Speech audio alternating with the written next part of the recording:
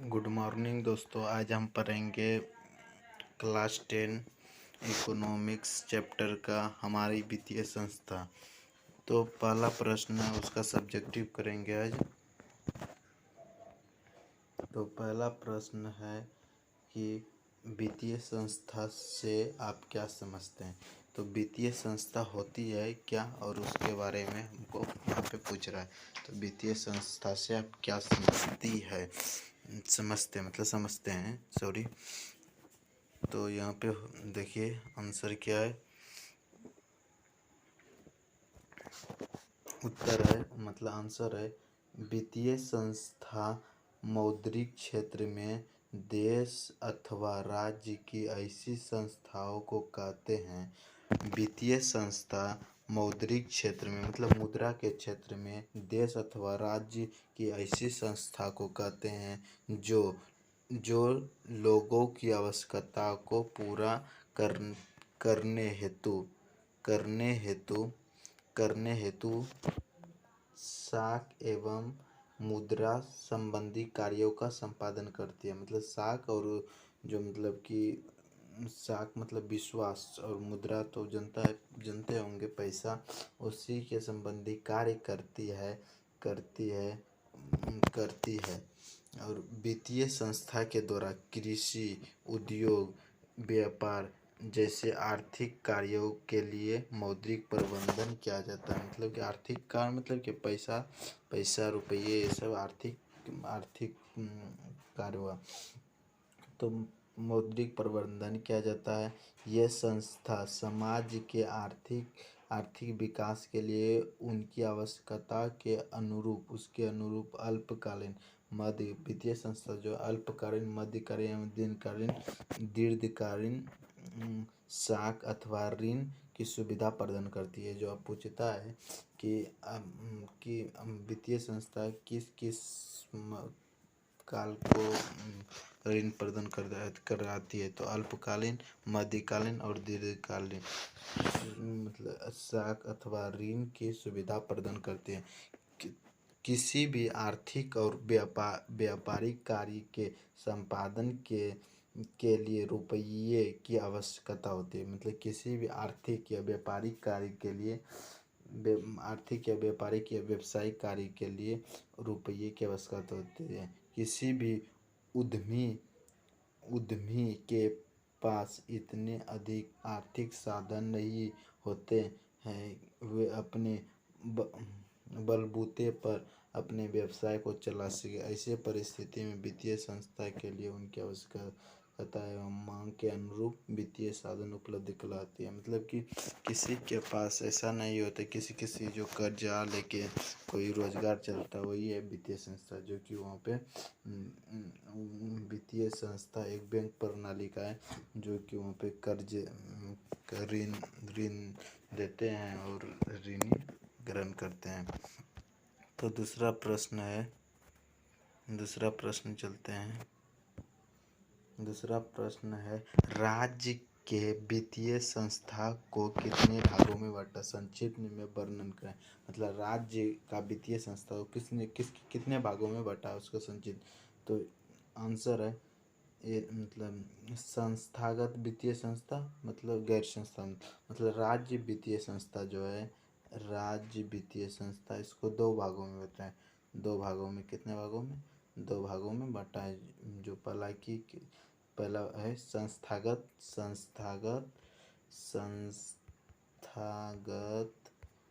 वित्तीय संस्था, और बी नंबर गैर संस्थागत वित्तीय संस्था। संस्थागत वित्तीय संस्था के अंतर्गत सरकारी बैंक, प्राथमिक सरकारी समिति, भूमि विकास बैंक, क्षेत्रीय बैंक, नाबार्ड आदि आते हैं। ये सब जितने भी सरकारी बैंक है, बड़े लेवल पे ये सब है। तो उसके वे लोग ये सभी बैंक आते हैं। तो गैर में आ जाए, गैर में क्या आ जाए? गैर जो कि सरकार के द्वारा नहीं, गैर जैसे कि आप गैर में आ जाएगा गैर संस्थागत वित्तीय संस्था, जैसे महाजन, सेठ साहूकार, महाजन, रिश्तेदार आदि। जो ग्रामीण सब में जो ₹5 स्वयं सहायता समूह, ये सभी गैर में आ जाएगा। तो आशा करते हैं कि समझ गए होंगे। तो प्रश्न ये सभी वीवीआई जो पूछे जाते हैं प्रश्न। अगला प्रश्न की ओर बढ़ते हैं। प्रश्न नंबर 3 है किसानों को साख अथवा ऋण की आवश्यकता क्यों होती है पड़ती है। मतलब किसान को साख अथवा ऋण की आवश्यकता इसलिए पड़ती है कि अधिकांश किसान छोटे या सीमांत श्रेणी के होते हैं। मतलब अधिकांश सभी अमीर किसान नहीं होते, वे छोटे किस्म के होते हैं। छोटे आदमी मतलब छोटे किसान भी होते हैं जो कि अपना रोजगार सही से नहीं चला पाते हैं, कभी घाटा सहना पड़ता है, इसीलिए वे छोटे श्रेणी के अंतर्गत आते हैं। जिनके पास आय की कमी होती है वे बचत नहीं के बराबर कर पाते हैं। परिणाम स्वरूप कृषि एवं उससे संबंधित उद्योगों में सापेक्ष निवेश नहीं कर पाते हैं। इसके लिए उन्होंने वित्तीय संस्था द्वारा प्राप्त साख अथवा ऋण की आवश्यकता पड़ती है। इससे मतलब इसीलिए उसको कर्जा लेना पड़ता है। उससे भरण पोषण नहीं हो जाता, लेकिन उससे मतलब उससे जितना उपज होता है उसमें उसका भरण पोषण नहीं हो पाता, जिसके कारण उसको कर्जा लेना पड़ता है। तो अगला प्रश्न है ये प्रश्न वीवीआई सबसे वीवीआई जो पूछे जाते हैं। व्यावसायिक बैंक के कितने प्रकार की जमा राशि को स्वीकार करती है, पूछे गए प्रश्न बहुत वीवीआई है। व्यावसायिक बैंक प्रायः 4 प्रकार की जमा राशि को स्वीकार करती है। मतलब जो निम्नलिखित है, 4 प्रकार की जमा राशि को स्वीकार करती है। पहला अस्थायी जमा क्या होता है कि अस्थायी जमा खाते में रुपये एक निश्चित अवधि जैसे 1 वर्ष या इससे अधिक के लिए भी जमा किया जाता है। अस्थायी मतलब अस्थायी रूप से, मतलब अस्थायी में निश्चित अवधि, उसका अवधि जो रहता है फिक्स रहता है कि इतना वर्ष के अंतर्गत, इतना साल के अंतर्गत उसमें मतलब जमा रहेगा और फिर उसके बाद ही निकाल सकते हैं। तो मतलब इससे अधिक के लिए जमा किया जाता है। इस निश्चित अवधि के अंतर्गत साधारणतः यह रकम नहीं निकाली जाती। मतलब कि 1 साल का दिया है तो 1 साल के अंतर्गत मतलब उसके अंदर ही नहीं निकाल सकते, बल्कि 1 साल पूरा या उससे अधिक दिन पूरा होने पे निकाल सकते हैं। तो इस अवधि के अंदर जमा की गई राशि पर बैंक आकर्षण ब्याज भी देते हैं, मतलब उसका ब्याज भी जो देते हैं। अब दूसरा है चालू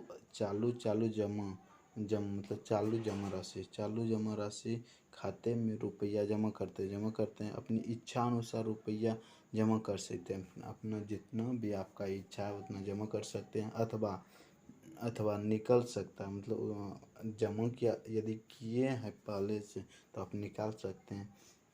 इससे किसी प्रकार का प्रतिबंध नहीं लगाया जाता है। सामान्यतः इस प्रकार का जमा व्यापारियों अथवा बड़ी संस्था के लिए विशेष सुविधाजनक, मतलब ये जो बड़ी संस्था के लिए ये सभी होता है। और उसका मांग भी जमा की जाती है।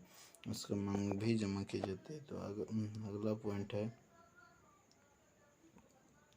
संचयी जमा राशि। मतलब अगला इस प्रकार के खाते में रुपया जमा करने वाली चाहे रुपया कर सकते, किंतु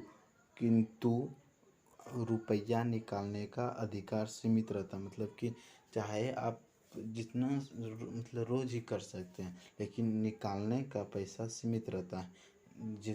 मतलब कि आज से लेके 1 साल के अंतर्गत जितना मतलब जब भी कर सकते हैं, लेकिन उसका पैसा मतलब रुपया बैंक से निकालने का सीमित रहता है। सीमित रहता है, निकालने की अधिकार सीमित रहती है, सीमित रहती है, सीमित रहती है। वह भी एक निश्चित रकम से अधिक नहीं, मतलब वो भी एक निश्चित रकम मतलब देता है, इससे अधिक नहीं आप मतलब निकाल सकते हैं। इसमें चेक की सुविधा भी प्रदान, इसमें चेक का सुविधा भी प्रदान होता है। तो पाँचवा पॉइंट है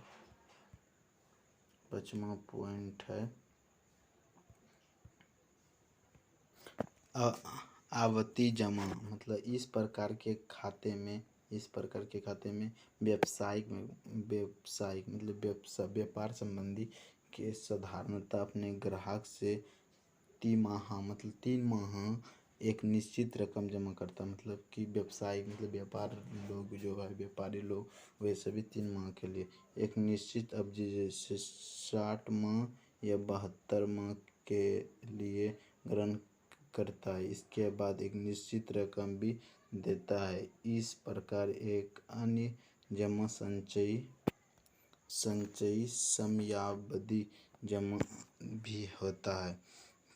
तो आशा करते हैं समझ गए होंगे। अब 5वां प्रश्न है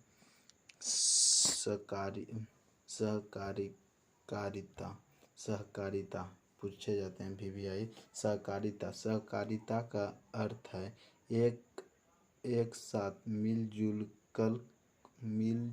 कर कार्य करना। लेकिन सहकारिता का अर्थ होता है एक साथ मिलजुल कर कार्य करना, लेकिन इसका जो अर्थशास्त्र में इसका अलग ही कुछ मतलब बताया गया, इसका अर्थशास्त्र में अलग बताया गया। इस शब्द का प्रयोग अधिक व्यापक अर्थ में किया जाता है। सहकारिता वह संगठन जिसके द्वारा 2 या 2 से अधिक व्यक्ति स्वेच्छापूर्वक मिलजुल कर समान स्तर पर आर्थिक हितों की वृद्धि करते हैं। इस प्रकार सहकारिता उस आर्थिक व्यवसाय को कहते हैं जिसमें मनुष्य किसी आर्थिक उद्देश्य की पूर्ति के लिए मिलजुल कर कार्य करते हैं। सहकारिता का सिद्धांत यह भी बताता है कि विपन्न एवं शक्तिहीन व्यक्ति एक दूसरे के साथ मिलकर व्यापार सहयोग एवं सारा ऐसे भौतिक लाभ अथवा सुख प्राप्त कर सके जो धनी